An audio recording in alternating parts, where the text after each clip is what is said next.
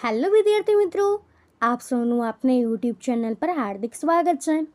તો આજે હું તમારા માટે લઈને આપી ગઈ છું ધોરણ 9 વિષય ઇંગ્લિશ યુનિટ 5 રાની કી વાવના વોકેબ્લરીની સંપૂર્ણ સમજૂતી, તે પણ આપણી નવી બુક આધારે.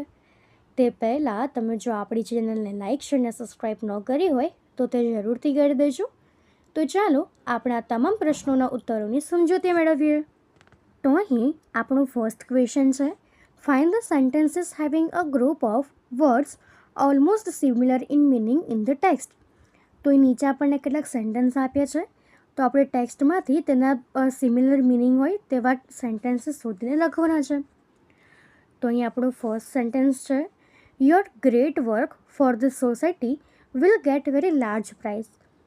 તેનું સેન્ટેન્સ થશે કે UNESCO has recognize this masterpiece as an expectational example of water management system. Second છે, the Taj Mahal is a decorative example of a great monument. તો અહીંયા એનું સેન્ટેન્સ થશે કે the way is the most developed, elaborate and ornamental example of submerged. Third છે, Amit's name was proposed for the best student award by the committee. તેનું sentence થશે In February 2013, ASI nominated Way for the World Heritage List. એના પછીનો fourth છે, You will find some descriptive idols of goddesses in the people. તેનું sentence થશે કે There are also some rare sculptures of gods.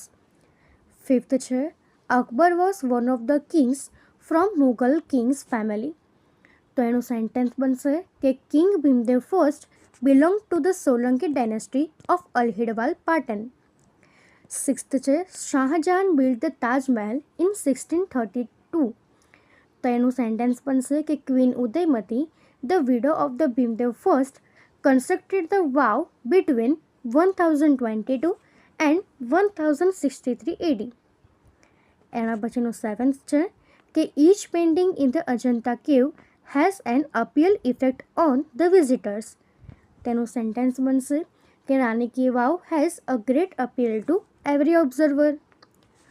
તો હવે એના પછીનો આપણો ક્વેશ્ચન 2 છે, complete the paragraph using the words from the bracket with the help of your partner. તો અહીં નીચે આપણને પેરેગ્રાફ આપ્યો છે, તેને આપણે આ બ્રેકેટમાંના વર્ડ્સ છે તેનાથી પૂરો કરવાનો છે.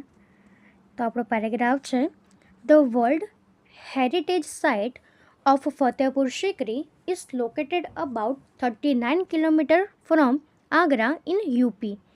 The city is about 3 miles long and 1 mile wide, but with red Sikri stone, the city blend is of Islamic and Hindu architectural style. The sandstone throughout the city, the exquisite sculpture and interlaced decorative designs, the planning, engineering and of the walled city took 15 years. It is an place to visit. તો એના પછીનો આપણો third છે કે put a tick mark against the word which is nearly opposite in meaning. તો અહીં આપણને નીચે કેટલાક વર્ડ્સ આપ્યા છે, તેમાંથી આપણે અપોઝિટ મિનિંગવાળા વર્ડ હોય તેના નીચે અંડરલાઇન કરવાનું છે. તો ફર્સ્ટ છે ઇનએમેસન્સ, તો તે થશે લિટલ. સેકન્ડ છે મેગ્નિફિશન્ટ, તો તે થશે અગલી. થર્ડ છે એક્સલન્ટ, તો તે થશે ઇમ્પરફેક્ટ. એના પછી છે ફોર્થ પ્રિઝર્વ, તો તે થશે ડિસ્ટ્રોય. તો આપણે આ રીતે આ જે ઓપોઝિટ મિનિંગવાળા વર્ડ્સ છે એને શોધીને લખી શકીએ છીએ.